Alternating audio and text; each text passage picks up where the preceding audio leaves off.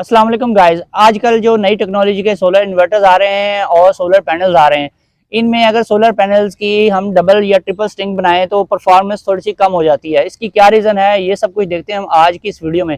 तो इसमें जो पुराने हमारे पास इन्वर्टर्स आ रहे थे उनमें और ये आजकल जो आ रहे हैं इनमें एक ख़ास डिफरेंस है, यानी कि वोल्टेज रेंज का डिफरेंस है। जो जब हम स्ट्रिंग बनाते हैं तो सबसे जो मोस्ट इंपॉर्टेंट चीज़ है जो हमने कंसीडर करनी होती है वो वोल्टेज होते हैं। किसी भी स्ट्रिंग के वोल्टेज जो है वो ही डिटर्मिनेशन करते हैं कि आपको कितनी पावर मिलेगी और आपका जो लाइन लॉसेस है वो कितने कंट्रोल हो रहे हैं और आपकी जो इन्वर्टर की परफॉर्मेंस है वो कितनी बेहतर है।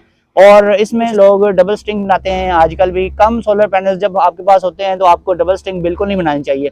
डबल स्ट्रिंग बनाते थे पुराने टाइप के जो इन्वर्टर आते थे उनमें PWM या फिर PWM जो कि 55 वोल्ट का होता था या फिर 40 वोल्ट के भी PWM होते थे। और उसके बाद जो टेक्नोलॉजी आई वो सेमी एमपीपीटी कंट्रोलर की आई, यानी कि 145 वोल्ट डीसी उसकी रेंज होती थी एमपीपीटी की। वो एक बहुत ही छोटी रेंज थी, उसमें ज़्यादा सोलर पैनल्स की स्ट्रिंग नहीं बना सकते थे। उसमें छोटे और थोड़े सोलर पैनल्स 2 या 3 को सीरीज में बनाकर स्ट्रिंग बनाई जाती थी और मैक्सिमम स्ट्रिंग्स को पैरेलल किया जाता था। जबकि आजकल जो लेटेस्ट टेक्नोलॉजी है, आजकल तो एमपीपीटी कंट्रोलर्स की रेंज बहुत ज़्यादा बढ़ गई है। एक सिंपल सा भी इन्वर्टर लें उसकी भी 450 वोल्ट की स्टार्टिंग रेंज होती है और उसकी जो मैक्सिमम रेंज आजकल आ रही है वो तकरीबन 800 वोल्ट डीसी तक की आ रही है। तो इन सारी चीज़ों को इन फ्रंट ऑफ व्यू रखते हुए आजकल जो सोलर की स्ट्रिंग बनाई जाती है तो इसमें मैक्सिमम सोलर पैनल लगाए जाते हैं ताकि एक तो अम्पेयर जो हैं वो सेम आए। एक ही जो आपने कंडक्टर लगाना है, जो आपका करंट कैरियर कंडक्टर है वो 6 mm का यूज़ किया जाता है आजकल। उसमें आपने एक स्ट्रिंग का लोड डालना है। अगर आप डबल स्ट्रिंग का लोड डालेंगे तो आप जैसा कि जानते हैं तो अम्पेयर्स भी डबल हो जाते हैं, जिसकी वजह से हमें उस कंडक्टर की मोटाई भी डबल करनी पड़ती है, यानी कि उसको 8 mm या 10 mm का लगाना पड़ता है। तो जैसे जैसे लेंथ इंक्रीज होती है तो वैसे वैसे हमें कंडक्टर की जो विड्थ है वो भी बढ़ानी पड़ती है, उसकी गेज मोटी यूज़ करनी पड़ती है। तो ये तो सारी चीज़ें आपको पहले से पता है, मैं अपनी पिछली वीडियोस में बता चुका हूँ। आज मैंने जो ये टॉपिक स्टार्ट किया है एक ख़ास रीज़न है इसकी, वो मैं आपको बता देता हूँ कि कुछ मैंने ऐसे केसेस देखे हैं। ख़ास तौर पे एक भाई थे जिनके पास 8 सोलर पैनल लगे हुए थे। उन्होंने क्या किया हुआ था कि 4-4 सोलर पैनल्स की 2 स्ट्रिंग लगाई हुई थी।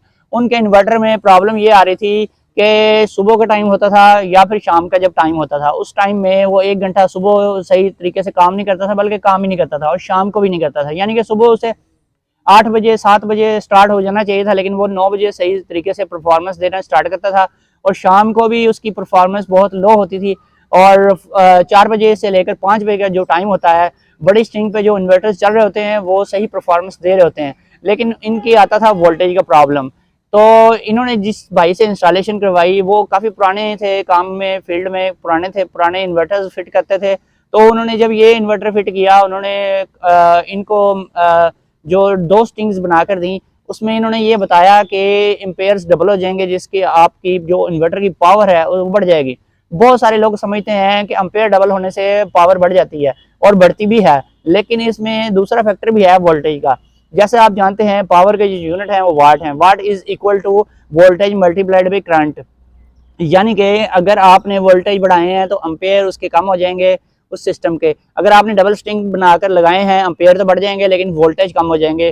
दोनों चीज़ों का जब मल्टीप्लाई करते हैं तब वाट पावर बनती है।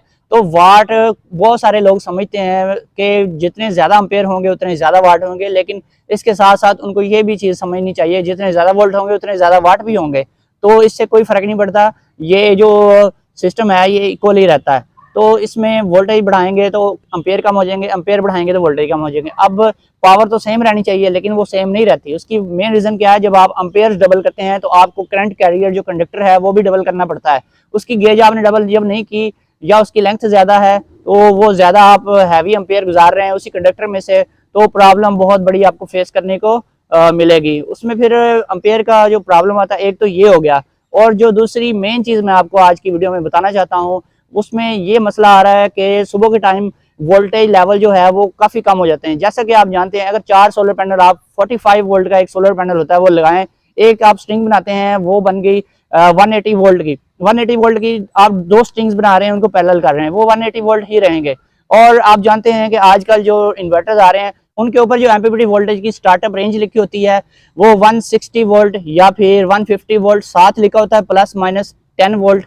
या फिर +-20 वोल्ट भी लिखा हो सकता है। तो यानी कि अगर 140 से लेकर 160 वोल्ट तक की रेंज में वोल्टेज अवेलेबल होंगे तब आपकी सोलर स्ट्रिंग काम करेगी, अदरवाइज इन्वर्टर उसको छोड़ देगा, काम ही नहीं करेगी।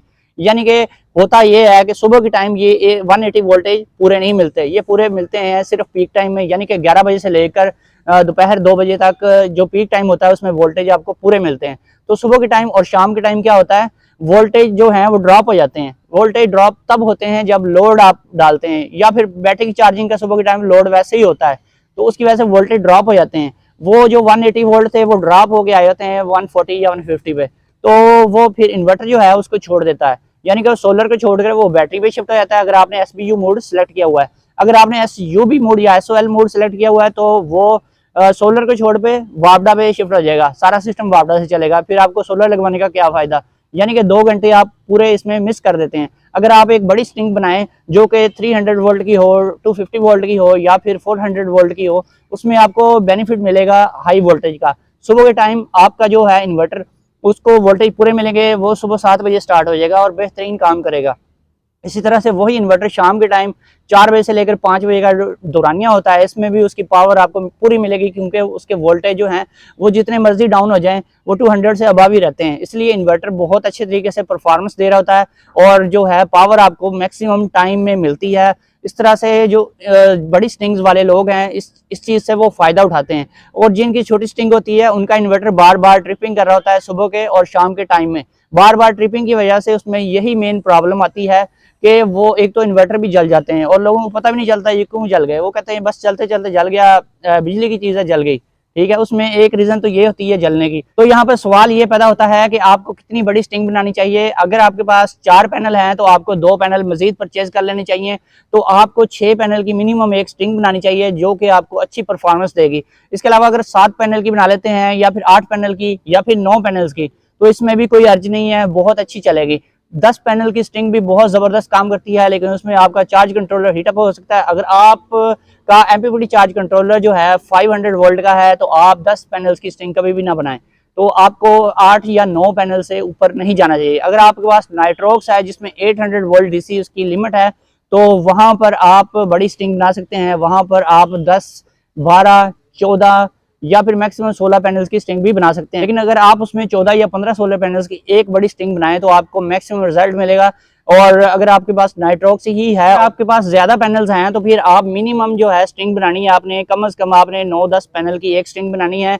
उसमें आपको मैक्सिमम रिजल्ट मिलेगा। उसमें सुबह के टाइम बहुत तेजी से आपका इन्वर्टर काम करेगा और शाम के टाइम जब लो करंट होता है तब भी आपको मैक्सिमम परफॉर्मेंस मिलेगी।